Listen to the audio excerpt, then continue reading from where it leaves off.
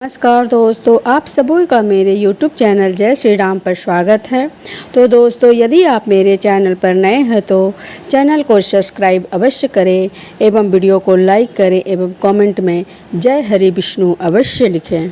तो दोस्तों, इस कथा के माध्यम से हम आपको बताते हैं कि पीपल को जल चढ़ाना कितना महत्वपूर्ण है। दोस्तों, एक बार देवर्षि नारद नारायण नारायण का जाप करते हुए वैकुंठ लोक में पधारते हैं। वैकुंठ लोक में भगवान विष्णु अत्यंत शोभनीय स्वर्ग तथा रत्नों से जड़ित सिंहासन पर बैठे हुए होते हैं। वैकुंठ के द्वार स्वर्ण से बने हुए होते हैं। देवर्षि नारद वैकुंठ के द्वार को पार करते हुए जिस स्थान पर भगवान विष्णु बैठे हुए होते हैं वहां पर पहुंच जाते हैं और भगवान विष्णु को प्रणाम करते हैं। देवर्षि नारद को देखकर भगवान विष्णु कहने लगते हैं कि हे देवर्षि नारद, आइए, वैकुंठ लोक में आपका स्वागत है। देवर्षि नारद प्रसन्नता से भगवान विष्णु को बारंबार प्रणाम करते हुए कहते हैं कि सृष्टि के पालनहार, संसार का संचाल करने वाले जनार्दन, समस्त भूतों में आप ही एक वास है। तीनों लोक में आपकी ही माया फैली हुई है। आपके चरणों में कोटि कोटि नमन।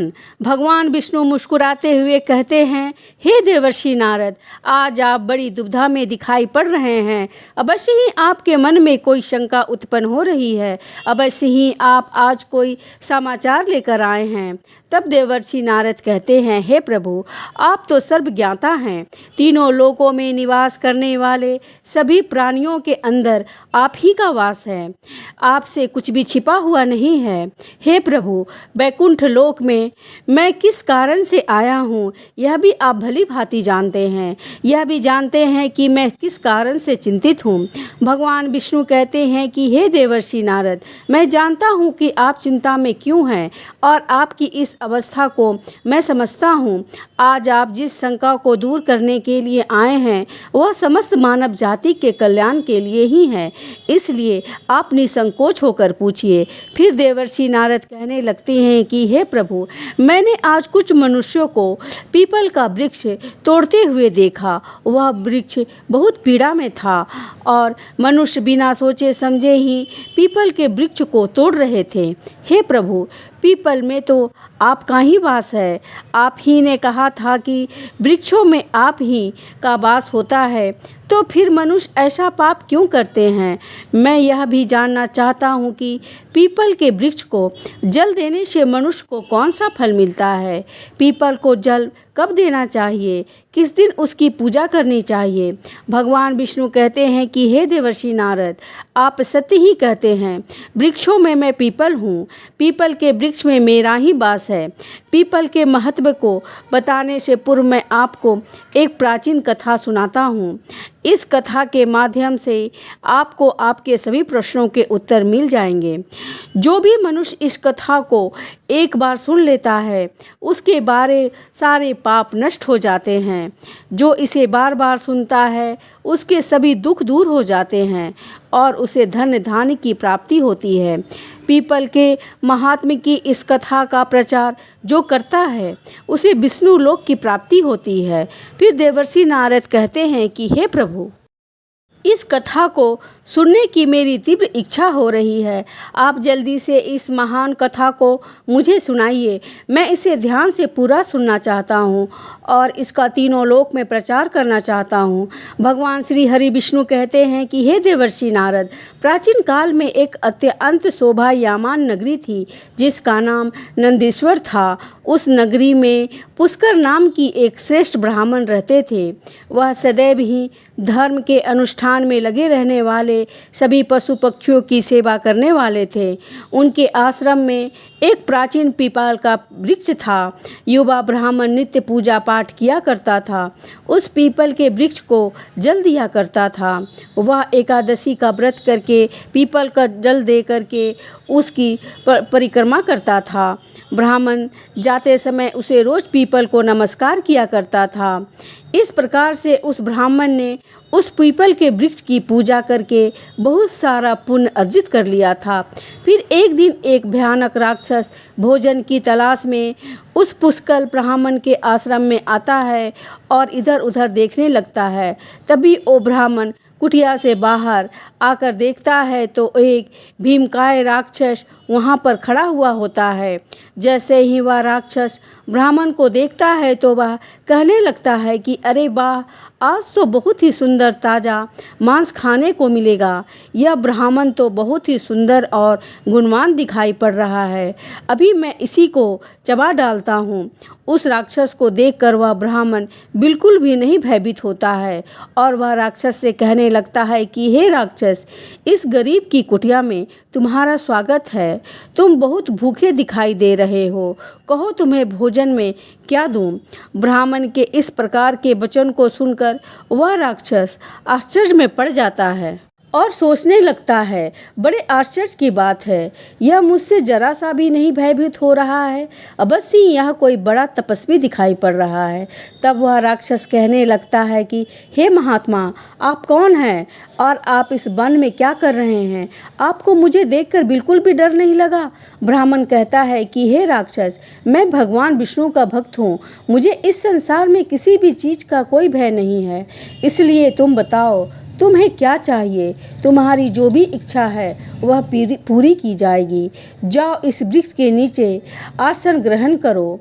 तब वह राक्षस जैसे ही उस वृक्ष के नीचे चला जाता है तो उसका शरीर जलने लगता है और तुरंत ही उसकी मृत्यु हो जाती है और एक दिव्य मनुष्य उस राक्षस के शरीर से बाहर निकलकर आता है। उस मनुष्य को राक्षस की योनि से मुक्ति मिलती है। वह मनुष्य बड़ा ही प्रसन्न हो जाता है और उस ब्राह्मण से कहने लगता है कि हे ब्राह्मण देवता, यह कैसा चमत्कार है? यह कौन सा वृक्ष है जिसके नीचे ठहरते ही मुझे मुक्ति मिल गई है? तब ब्राह्मण कहता है कि हे महात्मा, यह पीपल का वृक्ष है, ये साक्षात भगवान विष्णु का ही रूप है। यह सभी पापों का नाश करने वाला इस वृक्ष के आगे आने से ही तुम्हारे सभी पाप नष्ट हो गए हैं। फिर वह दिव्य मनुष्य स्वर्ग की ओर जाने लगता है। फिर एक दिन यमराज अपने दूतों को बुलाते हैं और कहते हैं कि हे दूतों, तुम लोग जाओ और नंदीश्वर में निवास करने वाले पुष्कल नाम के ब्राह्मण को पकड़कर यहाँ लेकर आओ।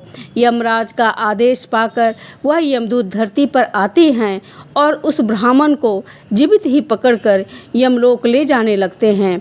रास्ते में महात्मा पुष्कल उस दोनों से कहने लगते हैं कि हे दूतों, तुम यह क्या कर रहे हो? मेरी तो मृत्यु भी नहीं हुई है और तुम मुझे पकड़कर यमलोक लेकर क्यों ले जा रहे हो? फिर यमदूत कहने लगते हैं कि अरे ब्राह्मण, तुम चुपचाप हमारे साथ चलो, खुद यमराज ने हमें तुम्हें उठाकर लाने का आदेश दिया है। पता नहीं तूने ऐसा कौन सा भयंकर अपराध किया है। हम भी जानना चाहते हैं कि तूने ऐसा कौन सा पाप किया है कि वह ब्राह्मण शांत रहकर उस यमदूतों के साथ यमलोक जाने लगता है। यम के दूतों को भी बड़ा आश्चर्य होता है। यह ब्राह्मण ना तो विलाप कर रहा है और ना ही दुखी हो रहा है। हम जिस भी प्राणी को उठाकर ले जाते हैं तो वह जोर जोर से विलाप करता है। फिर वह यम के दूत उस ब्राह्मण को लेकर यमराज के सामने उपस्थित हो जाते हैं।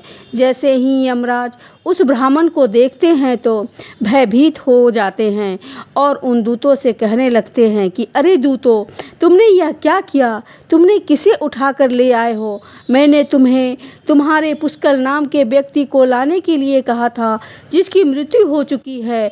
तुम लोगों ने बड़ी भूल की है जो इस महात्मा को उठाकर यमलोक लेकर आए हो। इनका स्थान यहाँ पर नहीं है। भगवान विष्णु की भक्ति करने वाले, नित्य पीपल की पूजा करने वाले इस महात्मा को उनकी इच्छा के बिना यहाँ पर उठाकर लाना घोर पाप है। तब यम के दूत कहने लगते हैं कि हे धर्मराज, हमें क्षमा करें, हमसे बड़ी भूल हो गई है। फिर वह यम के दूत उस ब्राह्मण से क्षमा मांगते हैं और ब्राह्मण भी उन्हें क्षमा कर देते हैं। यमराज उस ब्राह्मण से कहता है कि हे ब्राह्मण देवता, आपकी पत्नी तथा पुत्र आदि बहुत दुखी और व्याकुल होकर रो रहे हैं। कृपया आप वापस अपने घर चले जाइए। अपने दूतों की भूल के लिए मैं आपसे क्षमा मांगता हूँ। कृपया आप अपने घर लौट जाइए। फिर वह ब्राह्मण कहता है, हे धर्मराज, आपको प्रणाम। इन दूतों से जो भी भूल हुई उसके लिए मैं उनका आभारी हूँ। उनकी भूल के कारण मुझे जीवित रहते हुए आपके दर्शन करने का सौभाग्य प्राप्त हुआ है। ऐसा सौभाग्य किसे मिलता है? हे धर्मराज, मेरी आपसे एक विनती है। मैं संपूर्ण नरकों का दर्शन करना चाहता हूँ, जहाँ पर पापी मनुष्य को कष्ट भोगने पड़ते हैं। ब्राह्मण की बात सुनकर यमराज प्रसन्न हो जाते हैं और कहते हैं, हे ब्राह्मण देवता, ठीक है, अगर आपकी यही इच्छा है तो मैं आपकी इच्छा को अवश्य पूर्ण करता हूँ। फिर यमराज उस ब्राह्मण को समस्त नरकों का दर्शन कराने के लिए ले जाते हैं। उसे पुष्कल ब्राह्मण ने देखा कि पापी जीव नरक में पड़कर कष्ट भोग रहे हैं। कोई सूली पर चढ़े हैं, कुछ प्राणियों को हिंसक पशु खा रहे हैं, कोई तपी हुई बालू पर चल रहे हैं और कोई विलाप कर रहा है। कुछ पापियों को कीड़ा खा रहा है तो कुछ पापियों को उबलते हुए तेल में घड़े में पकाया जा रहा है। कुछ पापियों को यम के भयंकर दूत पीड़ा दे रहे हैं, अस्त्रों से उन पर प्रहार कर रहे हैं। कुछ पापी जमाने वाले अत्यंत शीत नरक में पीड़ा सहन कर रहे हैं तो कुछ जलती हुई भयंकर अग्नि में गिरकर जोर जोर से विलाप कर रहे हैं। उन आत्माओं का दुख और यातनाएं भोगते हुए देखकर उन पुष्कल ब्राह्मण को बड़ा दुख हुआ। वे उन कष्ट भोग रहे प्राणियों को कहने लगे, क्या आप लोग ने पृथ्वी पर रहकर कोई भी पुण्य का काम नहीं किया जिससे आप सभी को यहाँ नरक में आकर कष्ट भोगना पड़ रहा है? नरक में सजा भोग रहे उन प्राणियों ने कहा, हे महात्मा, हम पापियों ने पृथ्वी पर कोई पुण्य नहीं किया था, इसी कारण से नरक में गिरकर सजा भुगत रहे हैं। हमने पराई स्त्रियों से संबंध बनाए, दूसरे के घर में चोरी की, निष्पाप पशुओं की हत्या की है, दूसरों पर झूठे आरोप लगाए हैं, अतिथियों का अनादर किया है। ऐसे अनेक पापों के कारण हम सभी नरक में अग्नि के दग्ध में हैं। दान धर्म करने वाले लोग को लूटा है। हमने कभी व्रत अनुष्ठान नहीं किया, अपनी स्त्रियों को त्याग कर दिया। हमने अपने मित्रों के साथ दगा किया है तथा झूठी गवाही देकर अनेके निष्पाप लोगों को फंसाया है। इन सभी घोर पापों के कारण हमें नरक की सजा भुगत रहे हैं। फिर उस ब्राह्मण ने कहा, क्या आप लोगों ने कभी भगवान विष्णु का एक बार भी पूजन नहीं किया? इसी कारण से आप लोगों की ऐसी भयानक दशा हो गई है। जो मनुष्य पृथ्वी लोक पर रहकर भगवान विष्णु का पूजन करता है उसकी ऐसी दुर्गति कभी नहीं होती है, उन्हें मोक्ष मिल जाता है। आप लोगों ने कभी श्री हरि विष्णु के चरणों में मस्तक नहीं झुकाया, कभी इसी से आपको नरक की प्राप्ति हुई है। आप लोगों ने कभी पीपल को जल नहीं चढ़ाया। पीपल को जल चढ़ाने से जन्म जन्मों के पाप नष्ट हो जाते हैं, फिर वह नरकीय जीवन जीने लगता है। हे ब्राह्मण देवता, हमारा हृदय अब पवित्र है। हम अपने पापों से भयंकर दुख भोग रहे हैं। नरक की अग्नि से हमारा शरीर जल रहा है, किंतु जो हवा आपके शरीर को छूकर हमारी ओर बह रही है वह हवा हमें आनंद प्रदान कर रही है। हमारे कष्ट कम हो गए हैं, नरक की अग्नि से हमें कष्ट नहीं हो रहा है। हे धर्मात्मा, कृपया आप कुछ देर तक यहाँ पर ठहरिए जिससे हम लोग को कुछ क्षणों के लिए सुख मिल सके। हम अनेक वर्षों से निरंतर कष्ट भोग रहे हैं, हमारा अंग अंग जल रहा है। हे ब्राह्मण देवता, आपके दर्शन करने से ही हमें संतोष हो रहा है। कृपया आप हमें पापियों पर थोड़ी दया कीजिए। फिर यमराज कहते हैं, हे धर्मात्मा, अब आपके नरक देख लिया है, अब आप अपने घर लौट जाइए। आपकी पत्नी शोक में डूबी रो रही है। वह ब्राह्मण बोलता है, हे धर्मराज, इन प्राणियों को दुख को देखकर मैं कैसे चला जाऊं? दुख भरी आवाज़ कानों में पड़ती आती है तो मुझे बहुत दुख हो रहा है। आपके यमदूतों के द्वारा मार खाकर अग्नि के ज्वालाओं में गिरे हुए इन नरकीय जीवों की यह दयनीय पुकार सुनकर इन जीवों के मुख से निकली हुई ध्वनि मुझे सुनाई दे रही है। हाय, मुझे बचाओ, मेरी रक्षा करो। मैं समस्त भूतों के विराजित भगवान विष्णु की आराधना करता हूँ। यदि मैं इन दुखी प्राणियों को दुर्लक्ष्य कर दूँ तो मेरा जीवन व्यर्थ हो जाएगा। यमराज कहने लगते हैं, हे ब्राह्मण श्रेष्ठ, आपको इन पापियों की चिंता नहीं करनी चाहिए। यह सभी आपके कर्मों को फल भुगत रहे हैं। ईश्वर ने ही इनके लिए यह दंड का प्रावधान किया है ताकि इनकी आत्मा का शुद्धि हो सके। आप इसके लिए कुछ भी नहीं कर सकते। इन्हें नरक की सज़ा भुगतनी ही पड़ेगी। लेकिन फिर भी वह ब्राह्मण नहीं माना और उसने उन नरकीय जीवों की मुक्ति दिलाने के लिए भगवान विष्णु से प्रार्थना करना शुरू कर दिया। वह ब्राह्मण भगवान विष्णु से प्रार्थना करते हुए कहने लगे, हे प्रभु, मैंने सच्चे मन से आपकी आराधना की है तो हर क्षण आप ही के नाम का जाप किया है तो मैंने आपका संपूर्ण जीवन केवल आपकी भक्ति में ही समर्पित किया है। मैं अपना सारा पुण्य इन पापी आत्माओं को देता हूँ। आप इन्हें कष्ट से मुक्त कीजिए, इन्हें नरक की यातना से मुक्त कीजिए। हे कृष्ण, हे जगन्नाथ, हे श्री हरि विष्णु, यहाँ इस नरक में पड़े हुए यातनाओं को भोग रहे जीवों की रक्षा कीजिए।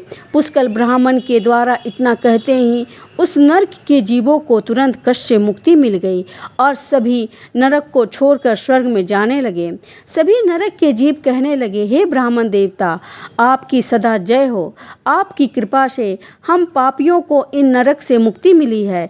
इस प्रकार से गुणगान करते हुए वे सभी नरक से स्वर्ग की ओर जाने लगे, किंतु उनमें से कुछ जीव अभी भी उस नरक में ही कष्ट भोगने लगे।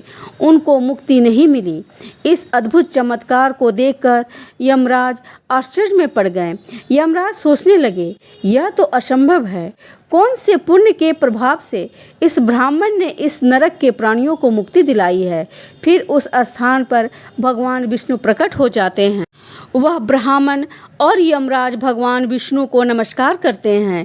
यमराज भगवान विष्णु से पूछने लगते हैं, हे प्रभु, इस ब्राह्मण ने ऐसा कौन सा पुण्य किया है जो एक ही बार में इसने इतने सारे नरक के प्राणियों को मुक्ति दिलाई है, और किस पाप के कारण यह नरक के जीव में अभी भी सजा भुगत रहे हैं। तब भगवान विष्णु कहते हैं कि हे धर्मराज, इस ब्राह्मण ने पीपल के वृक्ष को नित्य जल दिया है, उस वृक्ष का पूजन किया है।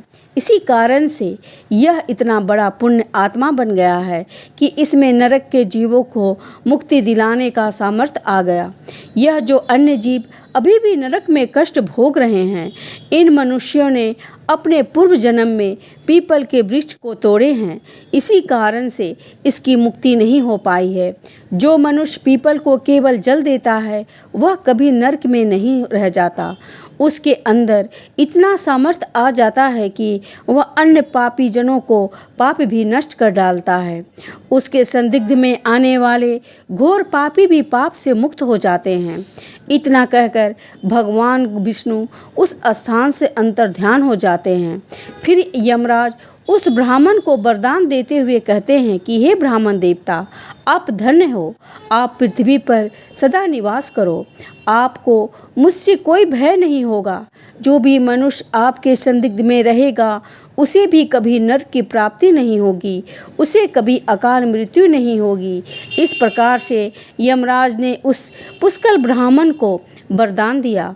फिर ब्राह्मण ने यमराज को नमस्कार किया और पृथ्वी पर लौटकर आ गए और पहले की तरह नित्य भगवान विष्णु की पूजा करने लगे, पीपल को जल चढ़ाने लगे। भगवान विष्णु नारद जी से कहते हैं कि हे देवर्षि नारद, इस प्रकार से मैंने तुम्हें पीपल को जल देने का महत्व सुना दिया है। जो भी मनुष्य पुष्कल की इस कथा को सुनता है उसके समस्त पापों को नाश हो जाता है। तो मित्रों, इस प्रकार से भगवान विष्णु ने पीपल को जल देने का महत्व महर्षि नारद को सुनाया। तो मित्रों, आप भी पीपल को जल अवश्य दें। शनिवार को पीपल का नीचे सरसों का तेल का दीपक अपने पितरों के लिए अवश्य जलाएं। प्रत्येक एकादशी के दिन पीपल को जल देकर उनकी परिक्रमा करें, उसके समस्त दुख कष्ट समाप्त हो जाएंगे। आपको यह कथा कैसी लगी कमेंट में करके ज़रूर बताएं एवं कमेंट में जय हरि विष्णु अवश्य लिखें। साथ ही हमारे चैनल को सब्सक्राइब ज़रूर करें। जय श्री राम।